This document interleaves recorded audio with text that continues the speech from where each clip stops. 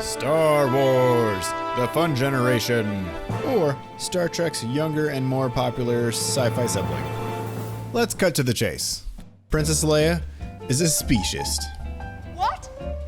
Okay, she's not a speciesist, but she definitely hates Wookiees. Mama, it's so good to see you. Happy Life Day. Okay, maybe she doesn't hate Wookiees. At best, she only hates the competition for her immediate love. Upon looking at Han, she was like, oh my god, topple an empire with me, then put a baby in me hand, some. I don't know what you're talking about. Which said baby will then go start their own galactic empire, in which we will also have to topple. Mistakes were made. I'm getting off track here. My point is, Leia doesn't like Chewbacca. And before you think, I see where this is going, the Clipper Chewie gets snubbed by Leia after Han's death. No, that's not it. I mean, here it is with some zesty editing. Aw, isn't that sad? Poor fella. However, I can make this argument without that clip. I know. I will say though, it's not an outlier. It's just another scene of established behaviors by Leia. You don't believe me? Your eyes can deceive you, don't trust them. I'm going to pose to you a question that came to me while spacing off at work. Let me get you in the mindset. It's the end of Rise of Skywalker, and Chewie finally gets the other half of this broken amulet. I mean metal. Here's my flow of thought. Ha! You finally got that metal! Wait, why did Leia have to die for Chewie to get that metal? Christopher Nolan, wham! Let's go to the scoreboard. What did Luke and Han do to get theirs? Yes, rescue Leia from the Death Star and help destroy a superweapon. When Chewie finally got his medal, what was his record? Veteran of the Clone Wars, which, having fought in the Clone Wars, you'd think that would have came up during the discussion when Obi-Wan was looking for transportation. Oh, your companion is a Wookiee. I remember their home planet Kashyyyk being an important strategic stronghold during the Clone War. Chewie, with 1,000-yard stare. It was hell. There were explosions, blood, and tufts of fur everywhere. Yeah, I fought in the Clone Wars too.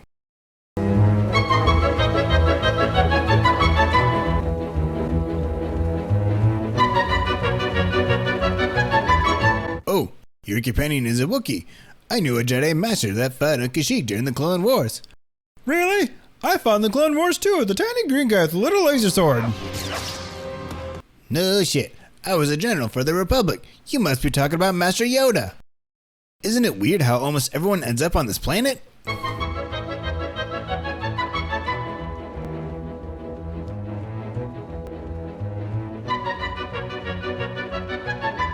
Now you could say, they're in a seedy but public place. Obi-Wan is trying to keep a low profile. Fine. However, there was plenty of time when they were just chilling on the Falcon and talking about the Force. You don't believe in the Force, do you? Kid, I've flown from one side of this galaxy to the other. I've seen a lot of strange stuff, but I've never seen anything to make me believe there's one all-powerful force controlling everything. You think Chewie would have piped up and said, I believe in the Force. I fought next and helped the Jedi escape. Little green dude talked funny. Goodbye, Chewbacca. Stay on target. Fine. Okay. Veteran of the Clone War, helped to rescue the princess and blow up the Death Star, helped to blow up a shield generator to help blow up a second Death Star, and by doing so brought down the Empire, as well as helped to blow up the First Order's super weapon / base that looks a lot like Unicron, saved the Resistance from the New Order on planet Sodium, and helped to defeat the Final Order. You would think out of everyone that he'd be galactic enemy number 1. That's 5 different governments. The Republic, the Empire, the New Republic, whatever was going on when the New Order took over things, and then whatever came after that debacle. So I ask again, why did someone have to pry that metal from Leia's cold dead body for him to get it? Looking at you, Four Eyes. It's because Leia doesn't see Chewbacca as a person. And to be fair, not many do. Taking this thing. She doesn't see Chewbacca as anything more than an animal. Even Luke is more excited to see a droid than Chewie. He treats R2 with more reverence, enthusiasm, and concern. Just look at it! Should have been a baby Yoda. First thing to notice, Leia's only lines to Chewie in A New Hope. Will somebody get this big walking carpet out of my way? She refers to him as an object. Now, she doesn't say another word to Chewie until they are in Cloud City. Chewie, you think you can repair him? Between her first line to him and the second, she uses body language to show how she feels. Here she is closing the gap and blocking him out of the group hug, then continues to keep him in the back. At the ceremony where he was first snubbed, look at her laser eyes. Pew pew! Fast forward to Empire, Han hasn't returned from the abyssal cold that is Planet Hoth at night. Well, Hoth is actually the name of the system, not the planet. That's right, Planet Hoth. Try to correct me, I dare you. Anyway, instead of comforting Chewie, who is clearly distraught, she keeps her distance. Actually, R2 has been known to make mistakes. From time to time. Dear, oh dear. So you go, Okay, well, what about the time she was cowering into Chewie on Cloud City? look, I like dogs, but I'm not a dog person. I mean, dogs are amazing creatures. My wife has a dog that I'm fond of. That being said, if there was someone trying to cause harm to my family, you better believe I'm gonna team up with my wife's dog to keep them safe. Now imagine that person trying to harm your family is a BDSM leather daddy space wizard Leather Daddy? with a laser sword and chokes people with telekinesis. And the old-fashioned way. Oh yeah, and has a galactic army who got their names from Hitler's brown shirts. So yeah, I would cower behind a big beast too if Darth Leather Daddy Sir Chokes-a-Lot was in front of me. Now, after Empire, she goes back to treating him with indifference. Like, I don't think she says another word to him until, was it the Force? No. The Last Jedi.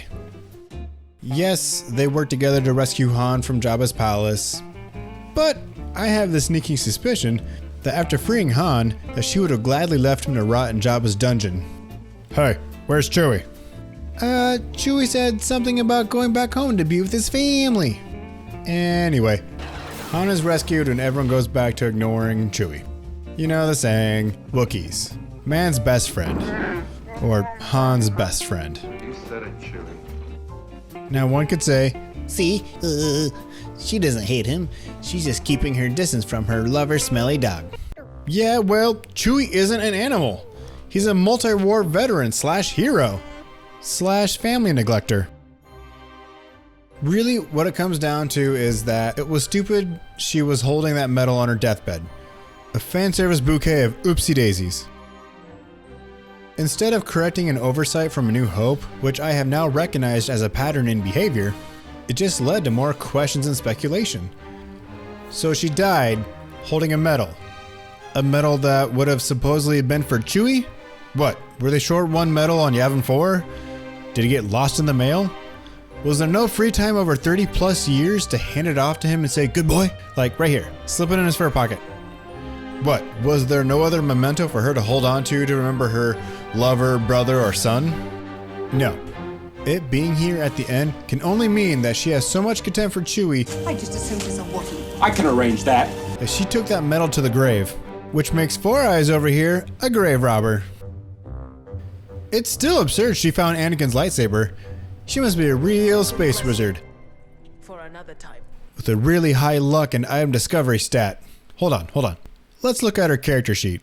It's bananas she had that thing. Okay. Chaotic good dexterity, carries rope as an item. Oh, yep. Look at her perception and investigation. It's over 9,000. You win this time, JJ. Kept it locked away.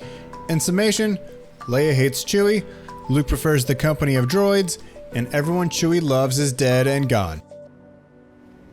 Except the droids.